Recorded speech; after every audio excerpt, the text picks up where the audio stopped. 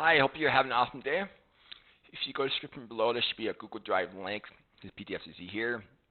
It's interactive PDF. You bring your cursor up right hand corner, allow you to download it. So I'm going to go over Daniel 7, 21 to 25. I have a cough drop in my mouth. That's why. I'm look like I'm moving stuff in my mouth. Um, I've been battling a cough for 4 weeks. I apologize. It's not going away. So let's before I begin, I want to make sure I don't forget. If you zoom in here,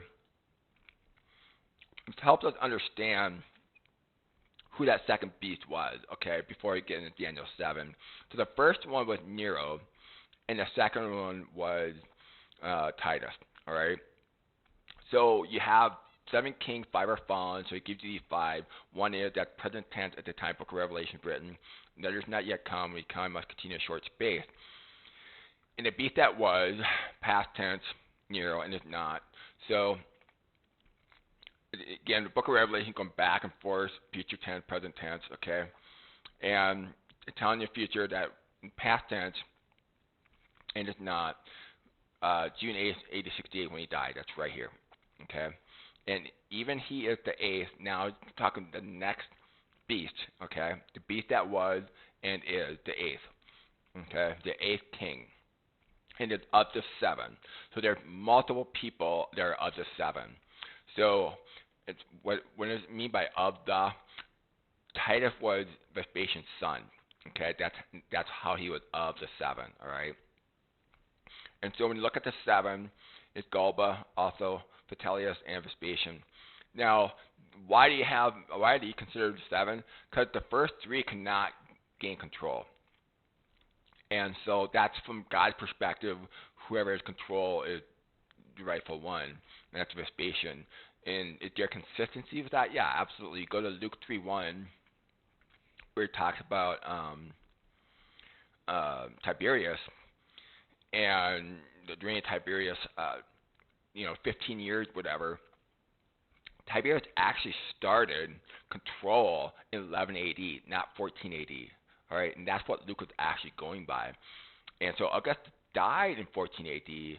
So from the world perspective, Tiberius starts his reign, but God knew what's going on behind the scenes, and so did Luke, that Tiberius actually started 11 AD. And who knows, maybe Augustus had a health issue, worried about being killed. There was nothing at all in common. And so that's why he would have his son start earlier, all right? And so if you watch my video, crucifixion date, more detailed on that, because they have thrown a lot of people off with the crucifixion date.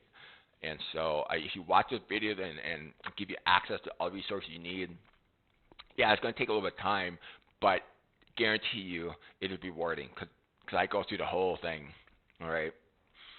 And so anyway, the point of this here, Nero is the first beast in a singular level, and Titus is the second beast in a singular level, and they're both part of the fourth kingdom that Daniel 7 talks about.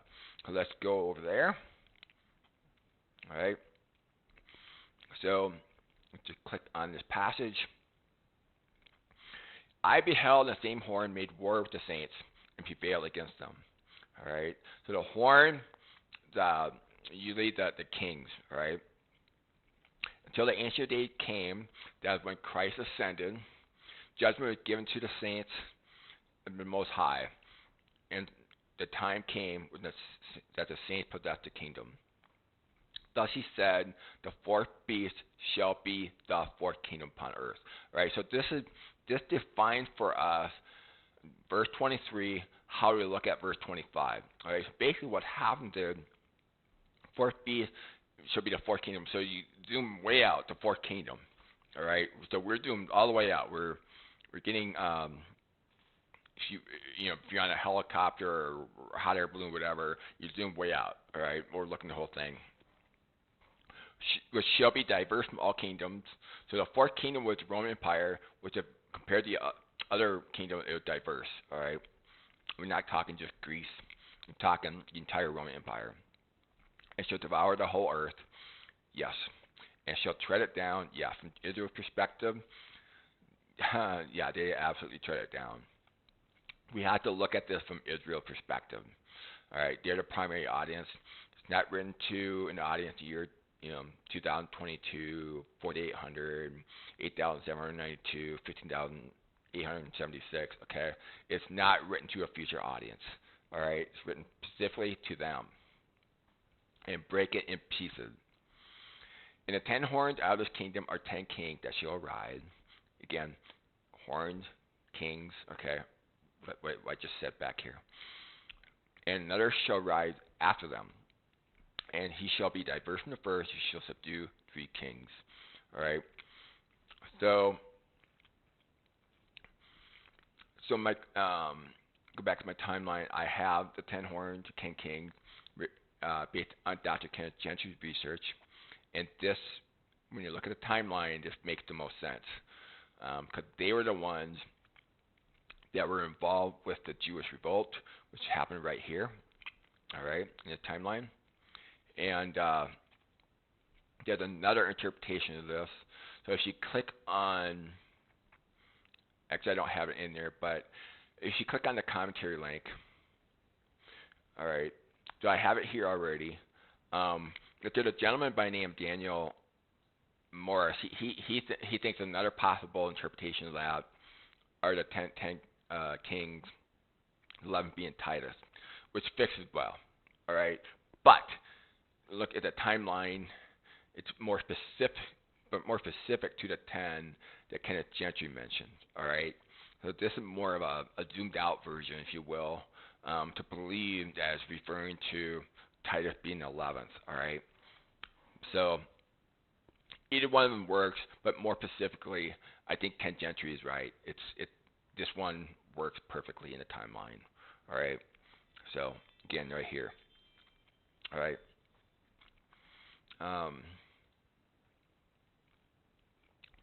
And he shall speak great words. Actually, let's just go to the commentary here.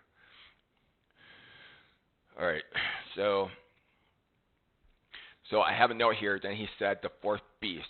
So this is on a singular level. It's Nero and Titus. Nero first, and then Titus. Just like I showed you earlier. Go back to the timeline. Right here. Right here. All right. So Nero was first. Right here, and then went to Titus. All right.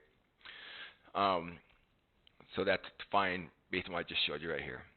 There'll be a 4th kingdom of earth. Again, we're zoomed out. All right.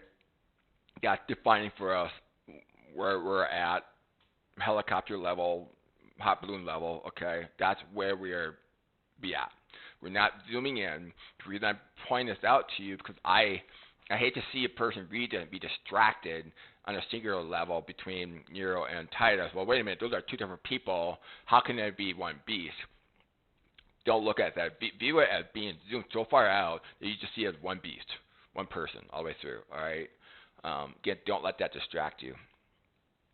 All right. So when we continue on to verse 25, he Nero, now again more specific here, shall speak great words against the Most High. He did that. And shall wear out the saints of the Most High. He did that. And think, now shifting to Titus, to change times of laws. He did that. And they shall be given into his hand until time divided in time. Okay, the word until is a key word there. That's very important. Go over that in a minute. So again, go back to verse 23. It defines for us to be a 4th kingdom of the earth. So it's zoomed way out. Again, do not let it distract you the fact we're switching from Nero to Titus. Look at this one beast. There's almost a 2-year gap between the two. All right. just look at one entity, beast. All right. And so, anyway, they is referring to the Jews who came to Christ, who had scattered to Asia Minor. All right. So if we go back to the timeline,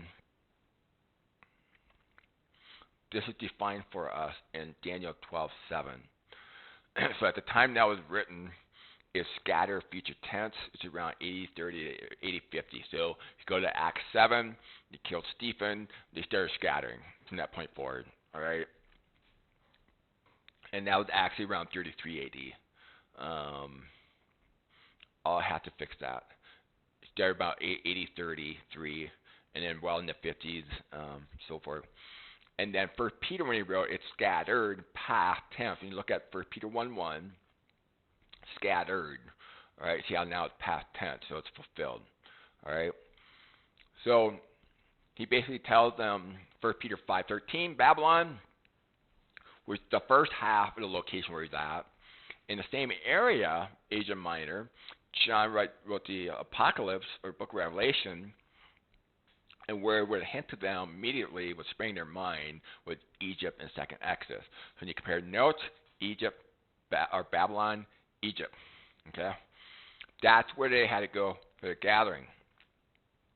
And so when you look at topography, get on Google Earth, you'll see where all the churches are located. They all had access to waterways, been able to get on their boats, and then just like it says here in Mark 13, together with the four winds. Okay, so basically they sailed down to where Peter was, Babylon, Egypt. When you look at the topography of Babylon, Egypt, it's like a funnel. You have multiple water channels going to one spot where Peter would have been. Okay, and then so the logistics are already taken care of by God. You can go on Google Earth, see it for yourself, and it's still that way today. All right, so then he would have escorted them to Petra.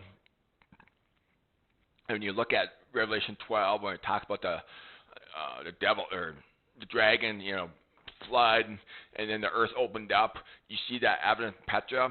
You got that channel. Let me just open up Google Earth, show you what I'm talking about.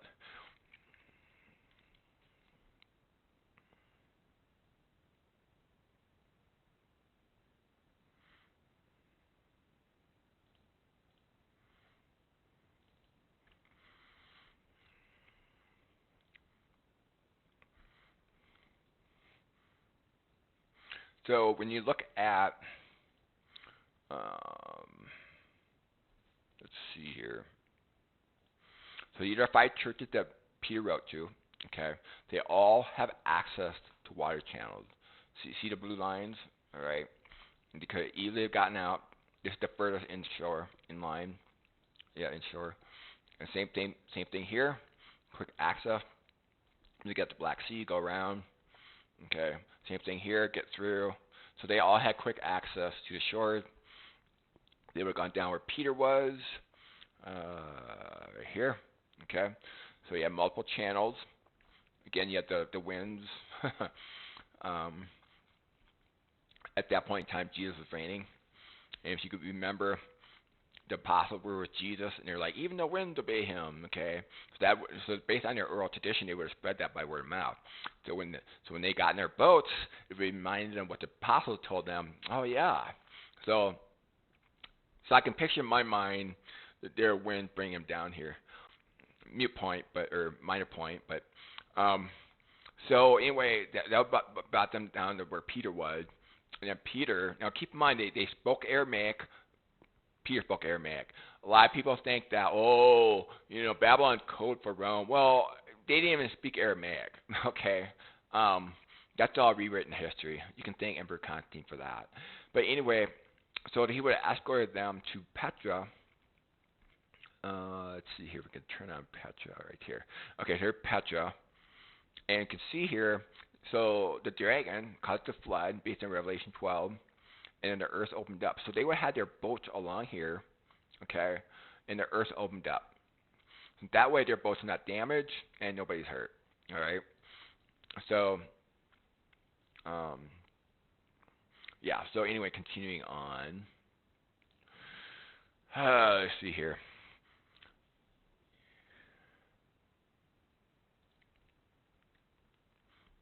Yeah, so,